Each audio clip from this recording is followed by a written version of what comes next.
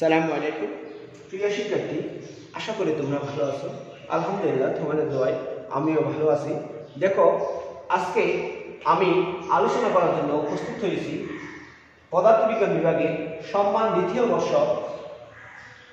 বর্ষে তড়িৎ বিদ্যা ও চৌম্বকত্ব বিষয়ে ইলেকট্রিক সার্কিট তথা সপ্তম অধ্যায় থেকে। দেখো, আমরা প্রথমে কার্শফের সূত্র নিয়ে আলোচনা করব। আমরা জানি যে বিজ্ঞানী ওহম তড়িৎ প্রবাহ এবং বিভবপার্থক্যের মধ্যে সম্পর্ক স্থাপন করে একটি সূত্র প্রতিষ্ঠা করেছিলেন। এই সূত্র দিয়ে সিম্পল বর্তনীগুলির তড়িৎ প্রবাহ নির্ণয় করতে পারলেও জটিল বর্তনীগুলির বিভিন্ন অংশের তড়িৎ প্রবাহের মান নির্ণয় করা সম্ভব হচ্ছিল না, যার ফলে 1842 সালে বিজ্ঞানী কার্শফ জটিল বর্তনীর বিভিন্ন অংশের মধ্যে দিয়ে প্রবাহিত তড়িৎ প্রবাহের মান নির্ণয় করার জন্য দুইটি সূত্র প্রতিষ্ঠা করেছিলেন। তার নাম অনুসারে এই সূত্রগুলিকে বলা হয় কার্শফের সমীপ সূত্র বা কার্শফের তড়িৎ প্রবাহের সূত্র। আমি প্রথম সূত্র নিয়ে আলোচনা করার চেষ্টা করব। দেখো, প্রথম সূত্র হচ্ছে তড়িৎ বর্তনীর যে কোনো বিন্দুতে মিলিত প্রবাহের বীজগাণিতিক সমষ্টি সমান। দেখো, আমরা জানি যে তড়িৎ প্রবাহের কোনো একটা বিন্দুতে চার্জ বা প্রবাহ কখনো কি থাকে না, জমা থাকে না বা সঞ্চিত থাকে না, যার কারণে যে পরিমাণ তড়িৎ প্রবাহ ওই বিন্দু অভিমুখী হবে, ঠিক সেই পরিমাণ তড়িৎ প্রবাহ ওই বিন্দু থেকে কি হবে, বহির্গামী হবে। দেখো, এখানে এ বিন্দু অভিমুখী, দেখো এ বিন্দুতে কয়েকটি তড়িৎ প্রবাহ মিলিত হয়েছে।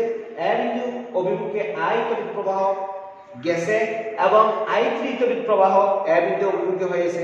দেখো, আমি আবার বলতেছি, এ বিন্দু অভিমুখে I1 এবং I3 তড়িৎ প্রবাহ, কিন্তু এ বিন্দু থেকে বহির্মুখী I2 এবং I4 তড়িৎ প্রবাহ। আমরা অভিমুখী তড়িৎ প্রবাহকে পজিটিভ এবং বহির্মুখী তড়িৎ প্রবাহকে নেগেটিভ ধরলে আমরা লিখতে পারি I1 minus I2।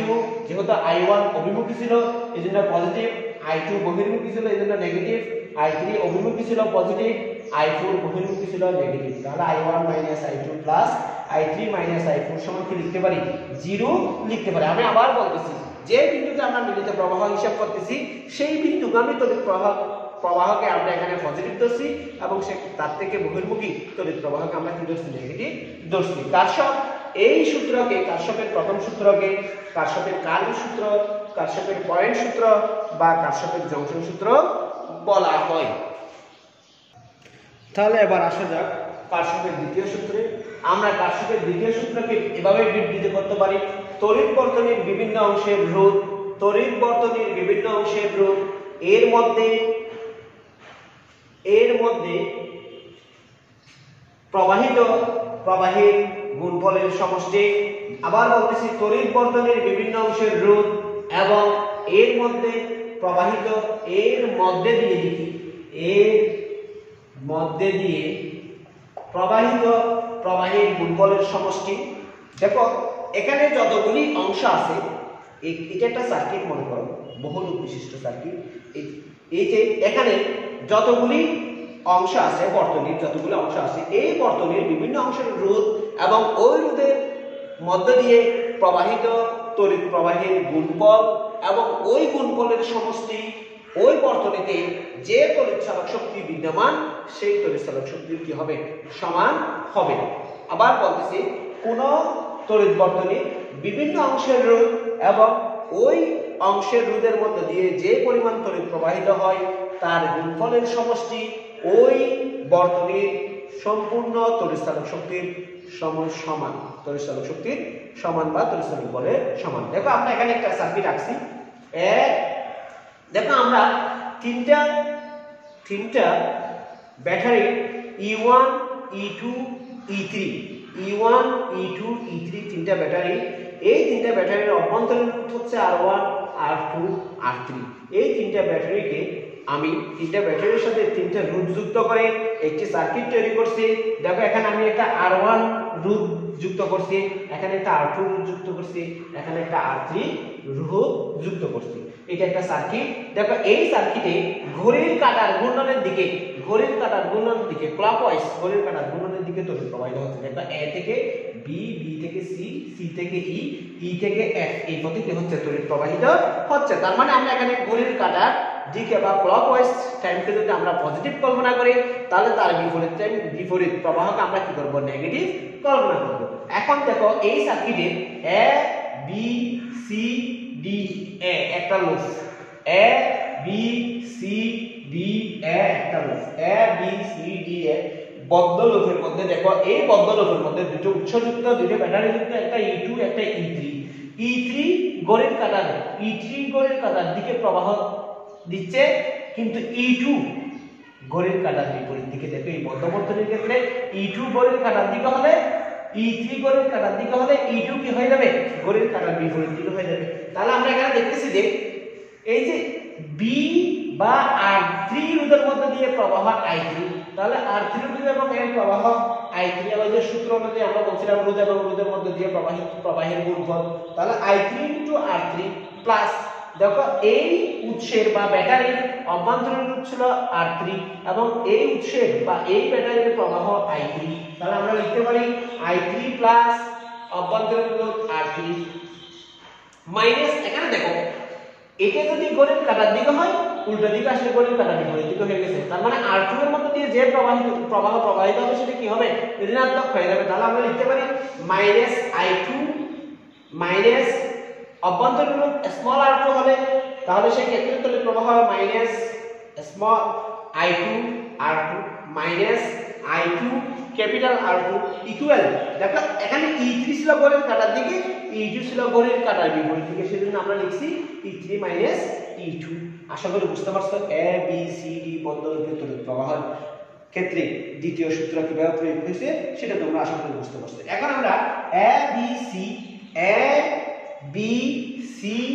E F A B C E F A এই সংবদ্ধ লুপের মধ্যে তড়িৎ প্রবাহ বা তড়িৎ চালক শক্তির বা কারশফের দ্বিতীয় সূত্র প্রয়োগ করব। দেখো এই ক্ষেত্রে ঘড়ির কাঁটার ঠিক পজিটিভ কল্পনা করলে এখানেও I3 R3 positive, I3 small r3 positive, একইভাবে দেখা গেছে যে এখানে I1 E1 এর মধ্যে দিয়ে ঘড়ির কাঁটার দিকে ঘূর্ণন করতেছে, সেই ক্ষেত্রে আমরা লিখতে পারি I3 R3 প্লাস I3 কোষের অভ্যন্তরীণ রোধ R3 প্লাস I1 E1 ব্যাটারির মধ্যে দিয়ে প্রবাহিত হচ্ছে R1 I1 তড়িৎ প্রবাহ, তাহলে E1 ব্যাটারির রোধ হচ্ছে R1, তাহলে আমরা লিখতে পারি I1 R1 plus I1 capital R1 সমান E3 প্লাস E2, কারণ E3 এবং E1 এর দিক ঘড়ির কাঁটার দিকে, E3 এবং E1 এর দিক ঘড়ির কাঁটার কিসের দিকে, ঘড়ির কাঁটার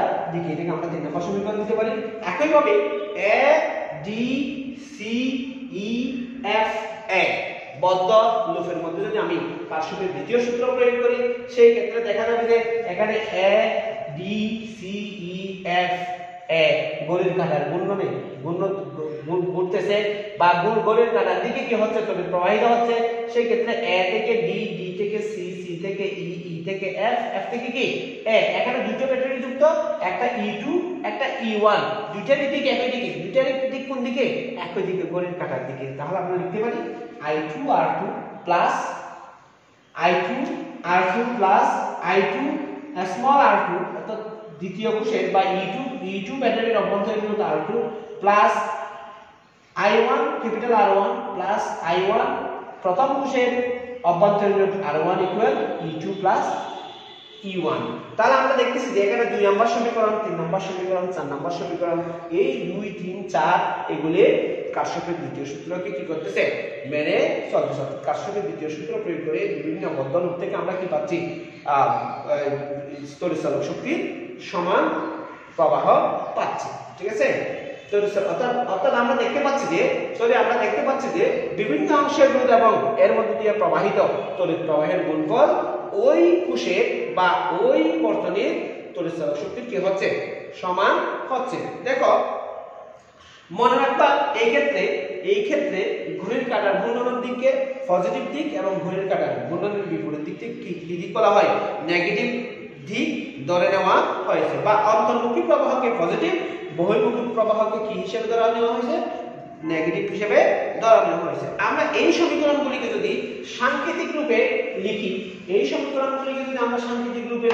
তাহলে আমরা লিখতে পারবো সামেশন অফ আই আর, অর্থাৎ টোটাল সবগুলিতে দেখো আই আর আছে, সামেশন অফ আই আর সমান ই, সামেশন অফ আই আর সমান কি ই। এটা হচ্ছে এই সমীকরণগুলির কি সাংকেতিক রূপ। যেহেতু এখানে দেখো এখানে অনেকগুলি কোষ যুক্ত হতে পারতেছে, তাহলে আমি এটাকেও সমষ্টি আকারে লিখি সামেশন অফ i সমান সামেশন অফ ই। যদি কোনো বদ্ধলোপে উৎস যুক্ত না থাকে, কোনো বদ্ধলোপে উৎস বা ব্যাটারি যুক্ত না থাকে, সেই ক্ষেত্রে এই সমীকরণটা দাঁড়াবে summation of i R equal 0, summation of i R equal 0। দেখো এই সমীকরণটাকে কারশফের দ্বিতীয় সমীকরণ বলার সাথে সাথে এটাকে ভোল্টেজ সূত্র বলা হয়। ভোল্টেজ সূত্র, এটাকে কি সূত্র বলা হয়? ভোল্টেজ সূত্র। বা এটাকে বলা হয় লুপ তত্ত্ব বা লুপ সূত্র। লুপ তত্ত্ব বা লুপ সূত্র, এটাকে লুপ তত্ত্ব বলা হয়, বা এটাকে মেশ মেশ সূত্র বলা হয়। তাহলে প্রিয় শিক্ষার্থীরা, আশা করি তোমরা কারশফের প্রথম সূত্র এবং দ্বিতীয় সূত্র বুঝতে পারছো। কিভাবে কারশফের প্রথম সূত্র এবং দ্বিতীয় সূত্র প্রমাণ করা যায় সেটা তোমরা বুঝতে পারছো। আমরা এখন পরবর্তী টপিকস নিয়ে আলোচনা করব। প্রিয় শিক্ষার্থীরা, আমরা এই ক্ষেত্রে হুইটস্টোন ব্রিজ নিয়ে আলোচনা করব। হুইটস্টোন ব্রিজ হচ্ছে চারটি রোধের শ্রেণী সমবায়ে যুক্ত একটি বদ্ধ বর্তনী। দেখো এখানে আমরা সংজ্ঞাটা এভাবে দিতে পারি, চারটি রোধকে এমন ভাবে সাজানো হয় যেন প্রথম প্রান্তের সাথে, দেখো এখানে এটি প্রথম প্রান্তের সাথে প্রথম, দ্বিতীয়, তৃতীয়, চতুর্থ, প্রথমটি প্রথম প্রান্তের সাথে চতুর্থটি শেষ প্রান্ত। তাহলে আমরা এখানে বলতে পারি চারটি রোধকে এমন ভাবে সাজানো হয় যেন প্রথমটি প্রথম প্রান্তের সাথে শেষ প্রান্ত মিলে একটি বদ্ধ বর্তনী তৈরি করছে। আমার এখানে চিত্রে একটি বদ্ধ বর্তনী তৈরি হয়েছে, এবং যে কোনো দুইটি রোধের সংযোগস্থল, তবে আমি এই যে পি রোধ এবং আর রোধের সংযোগস্থল এক এবং অপর দুইটি রোধের সংযোগস্থলের মধ্যে, অপর দুটি রোধ দেখো কিউ এবং এস এর সংযোগস্থল সি, এই এ এবং সি এর মাঝখানে একটা কি রাখছি? কোষ রাখছি। দেখো যে কোনো দুইটি রোধের সংযোগস্থল এবং অপর দুইটি রোধের সংযোগস্থলের মধ্যে একটি কোষ এবং অন্য দুইটি বিপরীত সংযোগস্থলের বি এবং ডি, অন্য দুইটি বিপরীত সংযোগস্থলের মধ্যে একটি গ্যালভানোমিটার যুক্ত করা হয়, তবে সেই সার্কিটকে হুইটস্টোন ব্রিজ বলা হয়। আমি আবার বলতেছি, চারটি রোধকে এমন ভাবে সজ্জিত করা হয় যেন প্রথম রোধের প্রথম প্রান্তের সাথে শেষ রোধের শেষ প্রান্ত যুক্ত হয়ে একটি বদ্ধ বর্তনী তৈরি করবে, যে বদ্ধ বর্তনীতে যে কোনো দুইটি রোধের সংযোগস্থল এবং বিপরীত অন্য দুইটি রোধের সংযোগস্থলের মধ্যে একটি কোষ এবং অন্য দুই বিপরীত সংযোগস্থলের মাঝখানে একটি কি থাকবে? গ্যালভানোমিটার থাকবে। এটার সাহায্যে আমরা এই সার্কিটকে আমরা বলবো হুইটস্টোন ব্রিজ। এই সার্কিটকে আমরা কি বলবো? Wheatstone bridge. তাহলে আমরা এই চিত্র থেকে দেখতেছি যে এখানে পি কিউ আর এস চারটি রোধ, এই পি কিউ আর এস চারটি রোধকে শ্রেণীতে সংযুক্ত করা হয়েছে।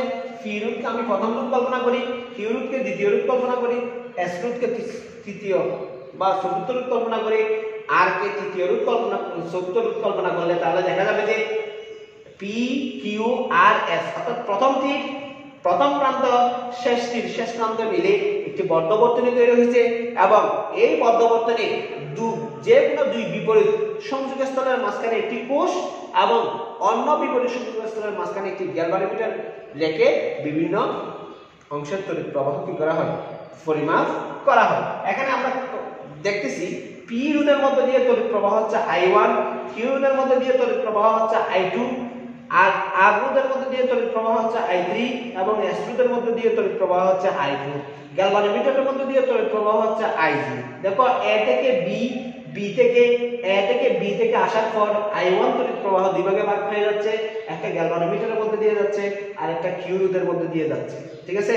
গিয়ে একই ভাবে দেখা গেছে যে এই যে এর দুইটা আই তড়িৎ প্রবাহ বিভক্ত হয়ে I1 এবং I3 হয়ে গিয়েছিল। I3 এর সাথে গ্যালভানোমিটারের প্রবাহ দ্বি বিন্দুতে মিলিত হয়ে I4 আকারে সি বিন্দুতে মিলিত হচ্ছে। আবার সি বিন্দুতে টোটাল I1 I প্রবাহের সমান প্রবাহ নির্গত হয়ে আবার উৎসে চলে যাচ্ছে। এভাবে গ্যালভানোমিটার সার্কিটটা সম্পন্ন করা যায়।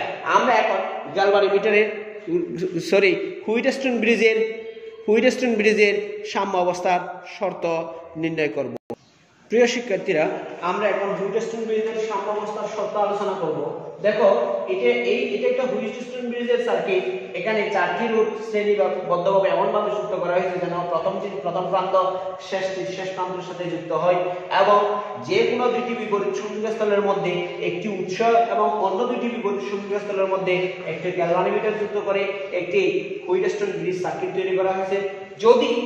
যদি এই PQRS রুট গুলির সংযোগ এমন ভাবে করা হয় যেন এদের মধ্য দিয়ে প্রবাহ, এদের মান এমন হয় যেন এদের মধ্য দিয়ে প্রবাহ প্রবাহিত হওয়ার কারণে গ্যালভানোমিটারের মধ্য দিয়ে কোনো প্রকার কি প্রবাহিত হবে না, তড়িৎ প্রবাহ প্রবাহিত হবে না, তবে গ্যালভানোমিটারের বা হুইটস্টোন ব্রিজের সেই অবস্থাকে আমরা বলবো হুইটস্টোন ব্রিজের সাম্য অবস্থা। অথবা আমরা আরো সুন্দর করে যদি বলতে চাই, হুইটস্টোন ব্রিজের মধ্য দিয়ে তড়িৎ প্রবাহ চলাকালে যদি এর গ্যালভানোমিটারের মধ্যে কোনো তড়িৎ প্রবাহিত না হয়, হুইটস্টোন ব্রিজের মধ্য দিয়ে যদি তড়িৎ প্রবাহ চালায় সময় যদি গ্যালভানোমিটারের মধ্য দিয়ে কোনো প্রকার তড়িৎ প্রবাহিত না হয়, তবে হুইটস্টোন ব্রিজের সেই অবস্থাকে বলা হয় হুইটস্টোন ব্রিজের সাম্য অবস্থা। অথবা আবার আমরা আগেরটা বললে PQRS এর মান এমন ভাবে সন্নিবেশ করা হয় যেন তড়িৎ প্রবাহ চলাকালে জি এর মধ্যে দিয়ে কোনো প্রকার কি হয় না, তড়িৎ প্রবাহিত হয় না, তখন হুইটস্টোন ব্রিজের ওই অবস্থাকে আমরা কি বলবো, হুইটস্টোন ব্রিজের সাম্য অবস্থা বলবো। এখন একটু চিত্রে এসো, দেখো চিত্রের বি বিন্দুতে I1 তড়িৎ প্রবাহ বি বিন্দুর দিকে যাচ্ছে এবং I2 তড়িৎ প্রবাহ বি বিন্দু থেকে নির্গত হচ্ছে। এই বি বিন্দুতে যদি আমি কারশফের সূত্র প্রথম সূত্র প্রয়োগ করি, তাহলে আমরা লিখতে পারি I1 minus I2 minus I3 সমান 0। কারণ অন্তর্মুখী বা অভিমুখী তড়িৎ প্রবাহ হচ্ছে বি বিন্দু, অভিমুখী তড়িৎ প্রবাহ হচ্ছে I1 এবং বি বিন্দু বহির্মুখী তড়িৎ প্রবাহ হচ্ছে I2 এবং I3। একইভাবে আমরা যদি ডি বিন্দুতে হিসাব করি, দেখো ডি বিন্দু অভিমুখে আসতেছে I3 প্রবাহ এবং I3 প্রবাহ এবং নির্গত হচ্ছে I4 তড়িৎ প্রবাহ। তাহলে ডি বিন্দুতে কারশফের প্রথম সূত্র প্রয়োগ করলে I3 plus I3 minus I4 সমান 0। আমরা এটাকে কত নম্বর সমীকরণ দ্বারা চিহ্নিত করতে পারি? 2 নম্বর সমীকরণ দ্বারা চিহ্নিত করতে পারি। এখন দেখো A B C D A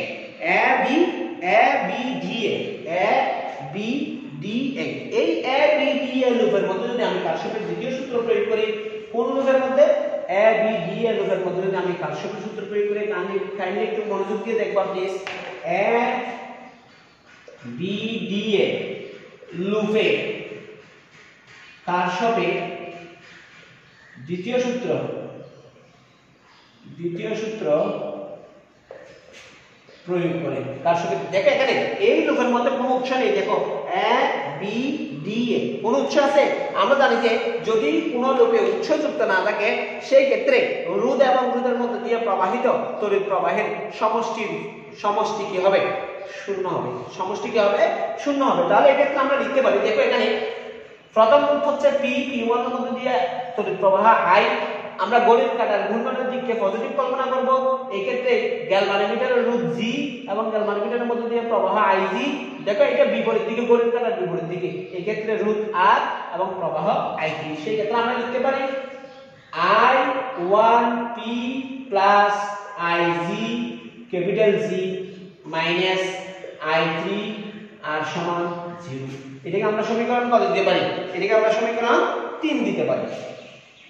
kindly একটু মনোযোগ দিয়ে দেখবা, আমি ঘড়ির কাঁটার ঘূর্ণনের দিকের গুলিকে পজিটিভ বলছিলাম, সেজন্য I1P পজিটিভ, IG পজিটিভ, এটা ঘড়ির কাঁটার বিপরীত দিকে, এজন্য I3 আর কি হচ্ছে? নেগেটিভ হচ্ছে। দেখো এখন আমি B C D A বা A B C D A এর মধ্যে হিসাব করে দেখব। A B C D A এর মধ্যে যদি আমরা হিসাব করি, সেই ক্ষেত্রে আমরা পাবো, প্রিয় শিক্ষার্থীরা, আমরা এখন A B C D A loop হতে A B C D A loop, দেখো এই লুপের ভিতরে কোনো কি নেই, উৎস যুক্ত নেই। এই লুপ হতে আমরা লিখতে পারি, দেখো A থেকে B এর অংশের রোধ এবং তড়িৎ প্রবাহের গুণফল হচ্ছে I1P।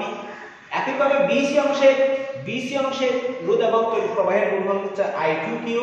দেখো CD এর প্রবাহ তীর চিহ্ন দেওয়া আছে বি থেকে সি, কিন্তু সিডি বিপরীত দিকে, সিডি কোন দিকে? বিপরীত দিকে, অর্থাৎ যাওয়ার কথা ছিল এ থেকে বি, বি থেকে সি, কিন্তু দেখা গেছে যে সি থেকে ডিটা প্রবাহিত হওয়ার কোন দিকে? বিপরীত দিকে। সেহেতু এখানে সিডি অংশে রোধ এবং তড়িৎ প্রবাহের গুণফল হবে মাইনাস আই থ্রু এস। একইভাবে ডি এ অংশে তড়িৎ প্রবাহ এবং রোধের গুণফল হবে আই থ্রি আর ইকুয়াল 0, কারণ এখানে কোনো কি নেই, উৎস যুক্ত নেই। যে আমরা জানি যে গ্যালভানোমিটার অর্থাৎ হুইটস্টোন ব্রিজের সাম্য অবস্থায় গ্যালভানোমিটারের প্রবাহ অবশ্যই কি হতে হবে? শূন্য হতে হবে। তাহলে আমরা লিখতে পারি সাম্য অবস্থায় আইজি সমান 0। যদি সাম্য অবস্থায় আইজি সমান 0 হয়, তাহলে আমরা এক নম্বর সমীকরণ থেকে লিখতে পারি, এক নম্বর সমীকরণ ছিল আমাদের এরকম I1 minus IG minus I2 সমান 0। যদি এটা 0 হয়ে যায়, তাহলে I1 মাইনাস I2 সমান কি হবে? 0 হবে। তাহলে I1 সমান কি হবে? I2 হবে। এটাকে আমরা 5 নম্বর সমীকরণ দিলাম। একইভাবে আমরা 2 নম্বর সমীকরণ থেকে লিখতে পারি, 2 নম্বর সমীকরণটা ছিল এরকম I3 plus IG minus I4 সমান 0। তাহলে I3 plus IG minus I4 সমান যদি 0 হয়, এখানে IG সমান যদি 0 হয়ে যায় সাম্য অবস্থায়, তাহলে থাকবে I3 মাইনাস I4 সমান 0 বা I3 সমান I4 সমীকরণ। সরি, এখন সমীকরণ 3 থেকে দেখো IG সমান 0 হয়ে গেলে এই পদটা বেরিয়ে হয়ে যাবে। তাহলে বাকি থাকবে কত? বাকি থাকবে I1P মাইনাস I2R। এটাকে আমি 7 নম্বর সমীকরণ দিলাম। এবার আসো 4 নম্বর সমীকরণে। 4 নম্বর সমীকরণ থেকে আমরা লিখতে পারি, দেখো 4 নম্বর সমীকরণ থেকে আমরা কি লিখতে পারি?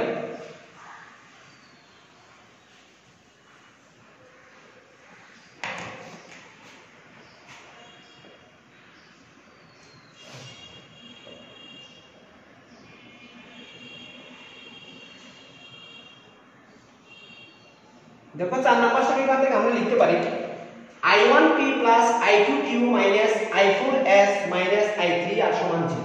দেখো I1P আমি রেখে দিলাম, I2Q আমি যেরকম আছে সেরকম রেখে দিলাম। আমরা এখানে 6 নম্বর সমীকরণে পাচ্ছি যে I3 সমান I4, তার মানে I4 এর জায়গায় আমি I3 বসিয়ে দিলাম, তার মানে I4S সমান I3S মাইনাস, দেখো আমরা এখানে পাইছিলাম I1P সমান I3R, তাহলে 7 নম্বর সমীকরণ থেকে I3R এর জায়গায় আমি I1P বসিয়ে দিলাম। I1P কাটাকাটি যাবে, বাকি থাকবে কি I2Q equal I2Q minus I3S সমান 0 বা I2Q সমান I3S।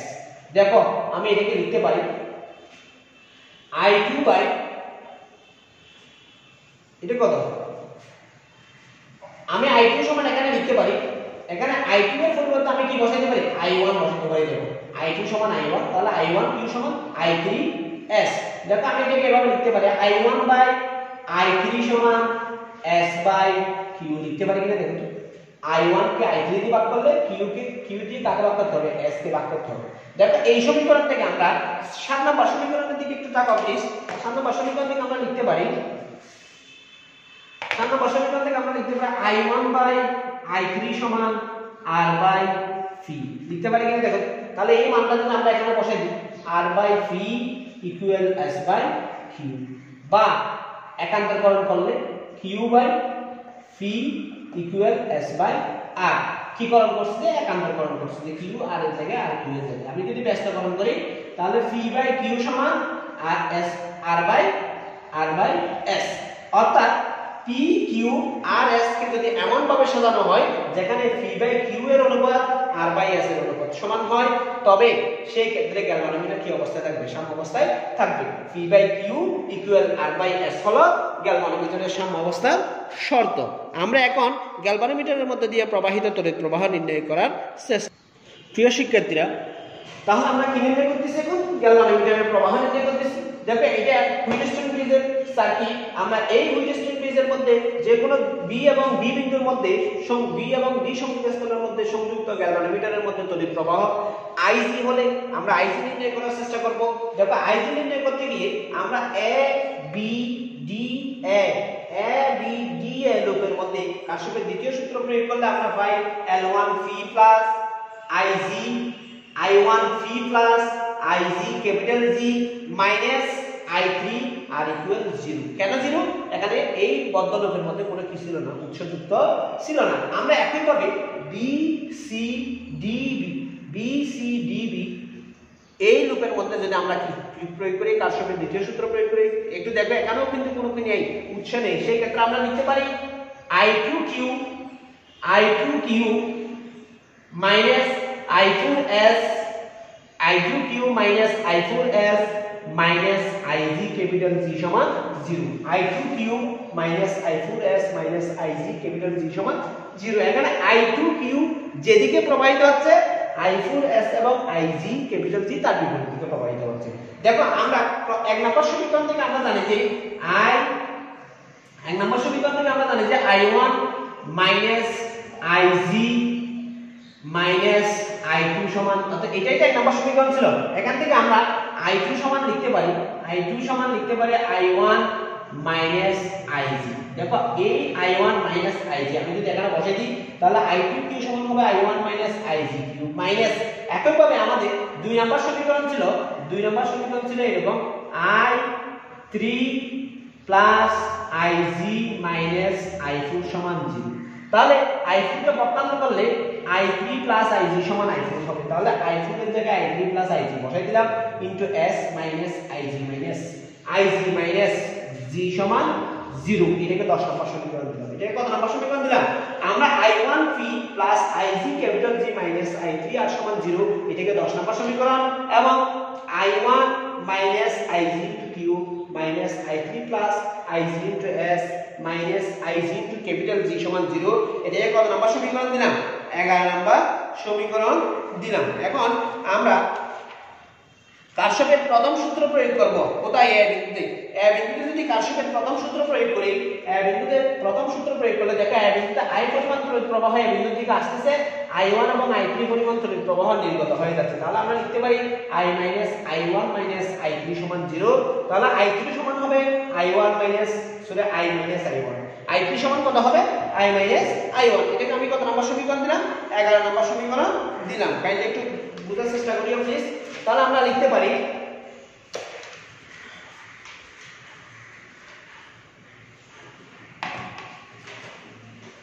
এক ও 3 হতে, দেখো 1 নাম্বার এবং 9 নাম্বার হতে আমরা পাই 1 ও 9 হতে আমরা পাই 1 এবং 9 হতে আমরা কি পাই? দেখো 9 নম্বর সমীকরণটা সেটা এরকম I1P plus IG capital G minus IG capital G minus I3 আর সমান 0। দেখো এখানে I3 এর জায়গায় যদি আমি এই যে কিছুক্ষণ আগে I3 সমান আমরা মান পাইছিলাম I minus I1 যদি বসাই দিই, তাহলে I minus I1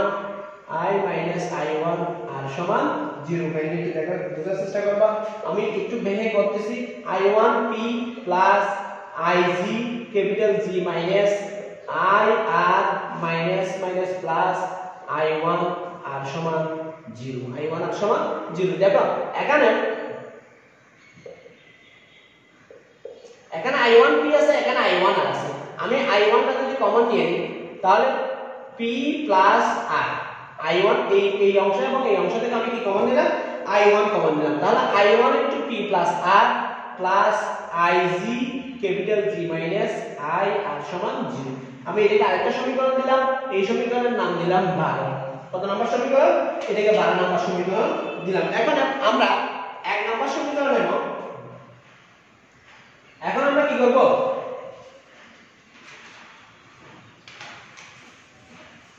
দেখো প্রিয় শিক্ষার্থীরা, আমরা প্রথমে 1 এবং 11 কে গুণ না করে আমাদের গুণ করতে হবে 1 এবং 11 থেকে না পেয়ে এই সমীকরণটা আমরা কত থেকে পাইছি? 9 এবং 11 থেকে আমরা হিসাব নিকাশ করে পাইলাম কত? I1 into P plus R plus IGG minus I এর সমান 0। এটাকে আমরা 12 নম্বর সমীকরণ দ্বারা চিহ্নিত করলাম। এখন দেখো 10 এবং 11 নম্বর সমীকরণ, 10 এবং কত নম্বর সমীকরণ? দেখো 10 নম্বর সমীকরণ ছিল এরকম, I1 minus IG into Q minus I3 plus IG into S minus IG capital G সমান 0।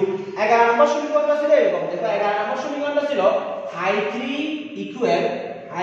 equal I minus I1, I minus কত? I1। তাহলে আমি যদি এখানে I3 এর জায়গায় I minus I1 বসাই দিই, তাহলে I minus I1 plus IG into S minus এত হয়ে যাবে। অর্থাৎ 10 এবং 11 থেকে আমরা পাবো i1 minus IG into Q minus I minus i1 plus IG into S minus IG capital G সমান কি পাবো 0 পাবো।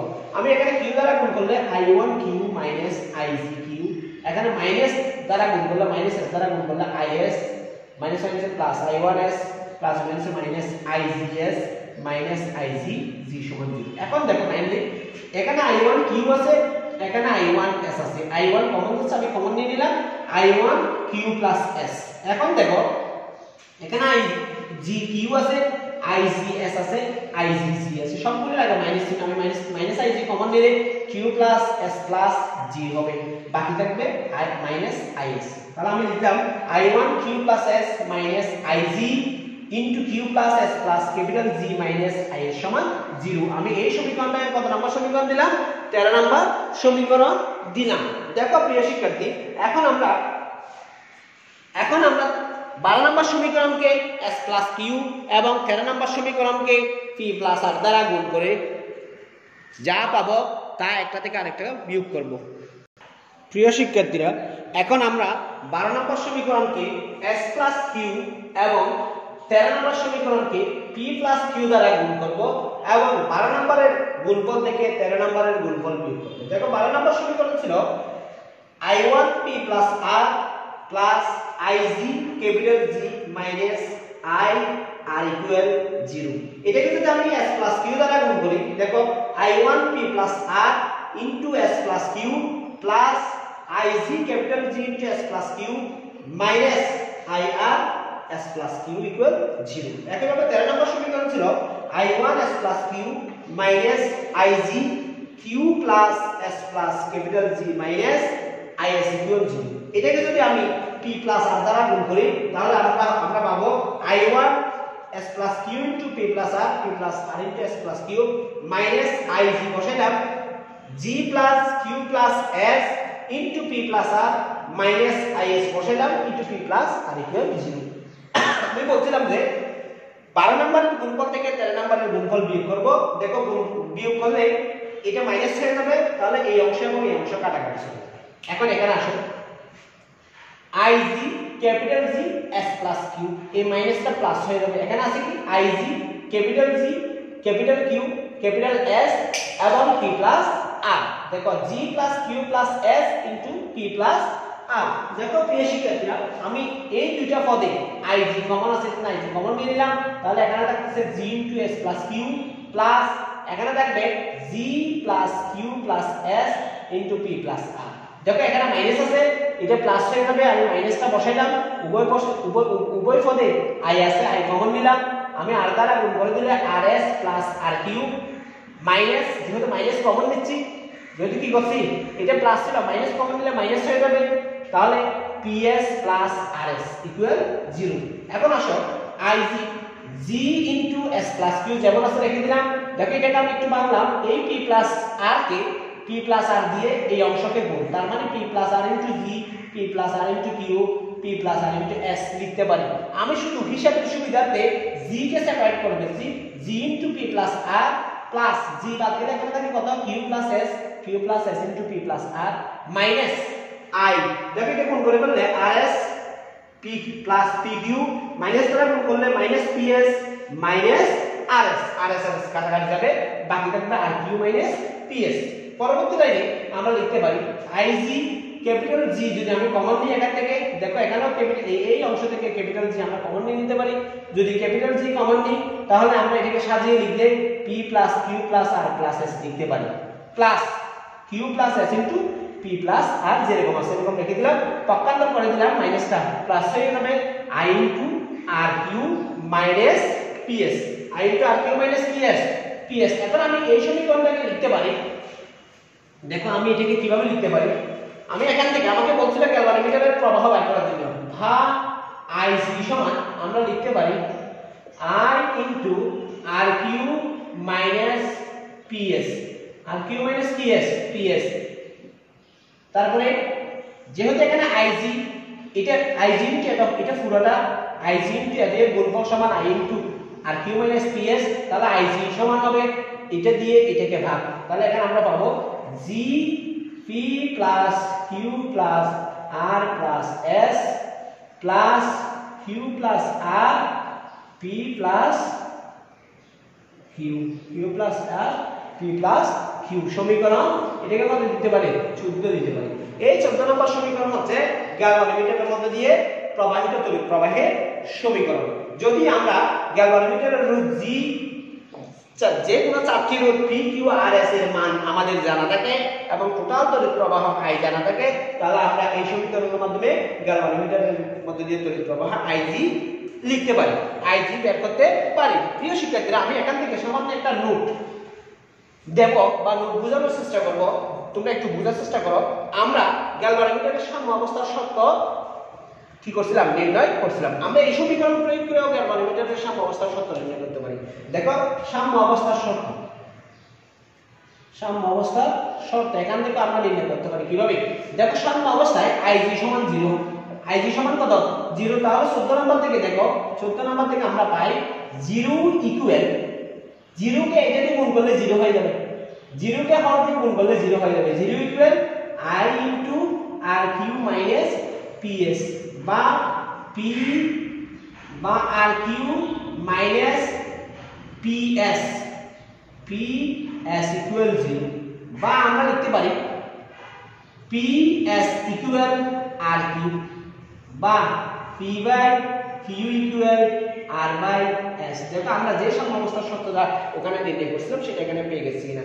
দেখো আমরা এখানে কয়েকটা টপিকস আলোচনা করছি, একটা কারশফের সূত্র, আর একটা হচ্ছে হুইটস্টোন ব্রিজ, হুইটস্টোন ব্রিজের সাম্য অবস্থার শর্ত এবং হুইটস্টোন ব্রিজের মধ্যে গ্যালভানোমিটারের কিভাবে হুইটস্টোন ব্রিজ থেকে গ্যালভানোমিটারের প্রবাহ নির্ণয় করা যায় সেটা। দেখো প্রিয় শিক্ষার্থীরা, তোমাদের চূড়ান্ত পরীক্ষায় অনেক বোর্ডে অনেকবার কারশফের সূত্র আলোচনা করো, প্রথম সূত্র, দ্বিতীয় সূত্র বা কারশফের সূত্রগুলি বিবৃত করো, প্রমাণ করো, অনেকবার পরীক্ষা আসছে, এটা ভেরি ভেরি ইম্পর্টেন্ট একটা টপিকস। এরপরে সাম্য অবস্থার শর্ত, এই সাম্প্রতিক 18 সালেও আসলো। এরপরে এই যে গ্যালভানোমিটারের মধ্যে দিয়ে প্রবাহিত তড়িৎ প্রবাহ সমীকরণ দিয়ে, মানে প্রবাহের সমীকরণ দিয়ে গ্যালভানোমিটারের প্রবাহ বের করার জন্য বিভিন্ন গণিত পরীক্ষা আসছে দেখছি। প্রিয় শিক্ষার্থীরা, আশা করি তোমরা বুঝতে পারছো। আমরা পরবর্তী ক্লাসে আরো সুন্দরভাবে নতুন একটা টপিকস নিয়ে তোমাদের সামনে হাজির হওয়ার চেষ্টা করব। ধন্যবাদ, সে পর্যন্ত ভালো থেকো, দোয়া করিও আমার জন্য। আসসালামু আলাইকুম।